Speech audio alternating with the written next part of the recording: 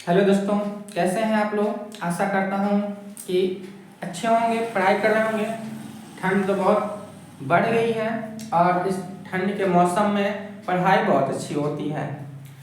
चलिए आइए हम देखते हैं 10th क्लास के लिए और कंपटीशन के बच्चों के लिए कुछ हाइट ये जो है त्रिकोणमिति से क्वेश्चंस है। ठीक है, उससे क्वेश्चंस है। ये क्वेश्चंस बहुत ही इंपॉर्टेंट क्वेश्चंस हैं। एसएससी सीजीएल के लिए भी इंपॉर्टेंट है और क्लास 10 के लिए भी इंपॉर्टेंट है। देखिए इस क्वेश्चंस को मैं दो तरीके से बताऊंगा, एक ट्रिक से बताऊंगा, एक ट्रिक से बताऊंगा। ठीक है, कम समय में कैसे बनाएंगे और एक लॉन्ग मेथड बताऊंगा। तो देखिए पहली विधि क्या है कि पहले हम क्वेश्चंस को रीड करते हैं। देखिए रीड करेंगे, पहले क्या होगा, आंधी आने से पेड़ टूटकर, ठीक है, आंधी आई पेड़ टूटा, जमीन के साथ 30 डिग्री का कोण बनाता है। ठीक है, मान लीजिए ये पेड़ है, ठीक है, और ये जमीन है। पेड़ टूटकर जमीन के साथ, पेड़ टूट गया, कहां से टूटा, कहीं से टूटा होगा। ठीक है, जमीन के साथ कितना डिग्री का कोण बनाता है, 30 डिग्री का कोण बनाता है। ठीक है, यहां से मान लीजिए कि यहां से पेड़ टूट गया है, पेड़ यहां से क्या है, टूट के यहां गिरा और जमीन के साथ 30 डिग्री का कोण बनाता है और इसको बोलते हैं पेड़ का पाद बिंदु। अब देखो पेड़ का पाद बिंदु क्या है, ये होता है पेड़ का पाद बिंदु। ठीक है, बिंदु से जहां पेड़ का शिखर मतलब पेड़ का शिखर ये था, यहाँ पेड़ लगा हुआ था, ये पेड़ है लगा हुआ था, गिरा तो यहाँ गिरा, यहाँ पेड़ आ गया। ठीक है, यहाँ पेड़ गिर गया तो पेड़ का शिखर कहाँ गिरा, यहाँ पे। ठीक है, तो पेड़ के पाद बिंदु से पेड़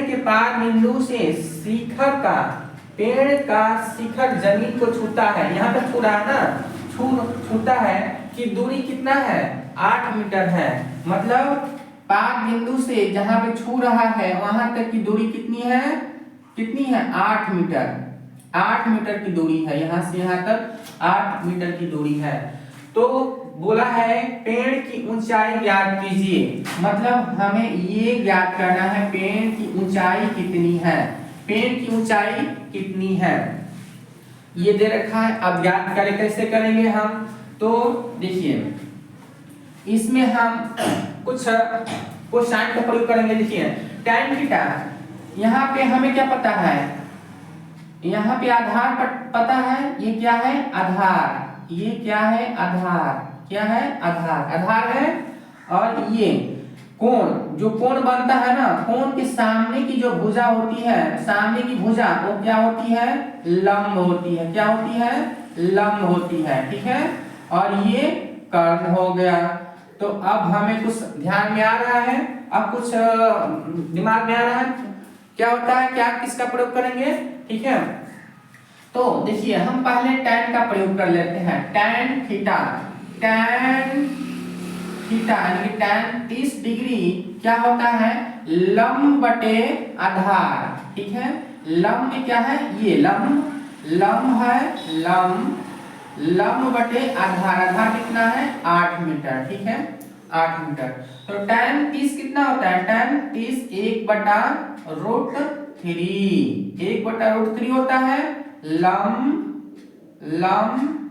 लंब बटे आधार कितना है, 8 है। अब क्या होगा, लंब इज इक्वल टू कितना हो जाएगा, लंब इज इक्वल टू tan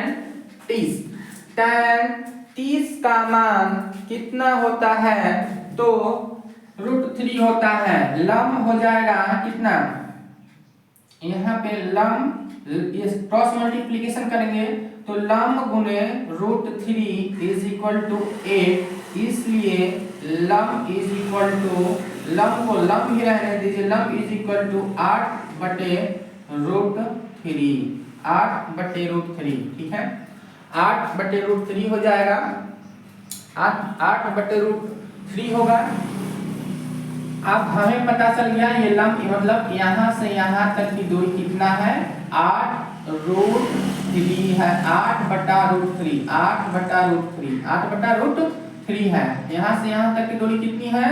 यहाँ से 8/√3। कहाँ से कहाँ तक की दूरी? यहाँ से यहाँ तक की दूरी हमने निकाला लंब 8/√3। ठीक है। अब यहाँ से यहाँ तक की दूरी निकालने के लिए हमें ये ज्ञात होना चाहिए, ये वाला पोर्शन ज्ञात होना चाहिए। तो देखिए इसको दो फॉर्मूला है, या तो हम लगा लेते हैं। कर्ण इज इक्वल टू क्या होता है? कर्ण is equal to under root लंब स्क्वायर बटा आधार स्क्वायर। ठीक है।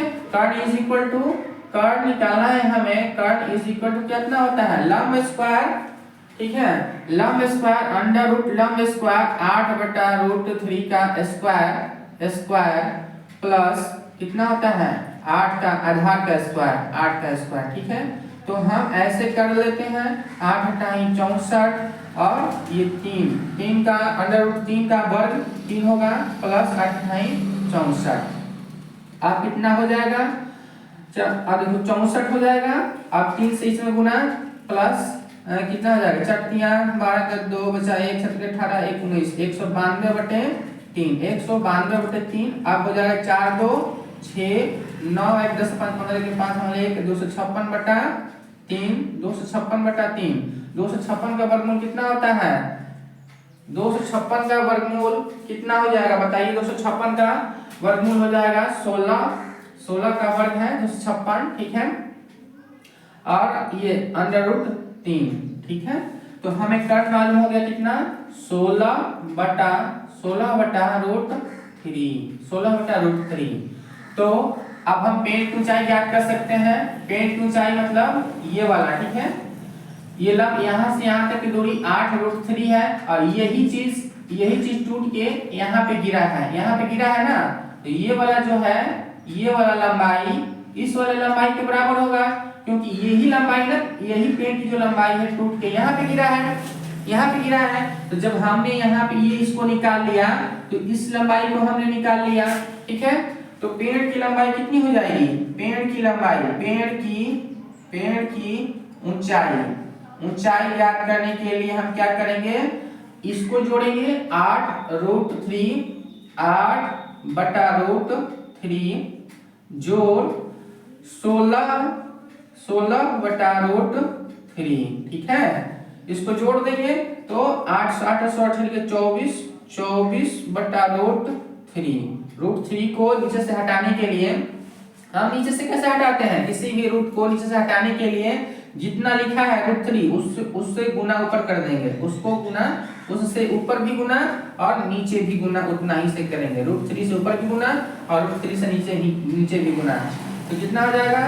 24√3 और √3 में गुना करेंगे तो कितना आएगा? √3 में जब भी √3 से गुना करेंगे तो रूट हट जाएगा और 3 बच जाएगा 3। ठीक है। √3 में √3 से गुना करेंगे तो 3 आएगा। ठीक है। 3 और 8 24 8, यानी कि आ जाएगा 8√3 पेड़ की ऊंचाई 8√3। अब हम कह रहे हैं कि हम ट्रिक बताएंगे। ट्रिक कैसे काम करेगा ट्रिक? तो देखिए हमने ये बताया कि ये जो पेड़ है, ठीक है, यहाँ से यहाँ तक 30 डिग्री है, 30 डिग्री है। ये 8 मीटर दे रखा है, 8 मीटर। ठीक है। अब हमें ट्रिक बताना है। पेड़ ये है, ऊंचाई यहाँ से टूटा है, यहाँ भी गिरा है, 30 डिग्री का कोण बन रहा है। यहाँ से यहाँ तक की दूरी 8 मीटर दे रखा है। 8 मीटर कितना मीटर? 8 मीटर दे रखा है। अब tan 30 कितना होता है? tan 30 degree 1/√3। अब होता कितना है? लंब बटे आधार, यानी कि ये लंब और ये आधार।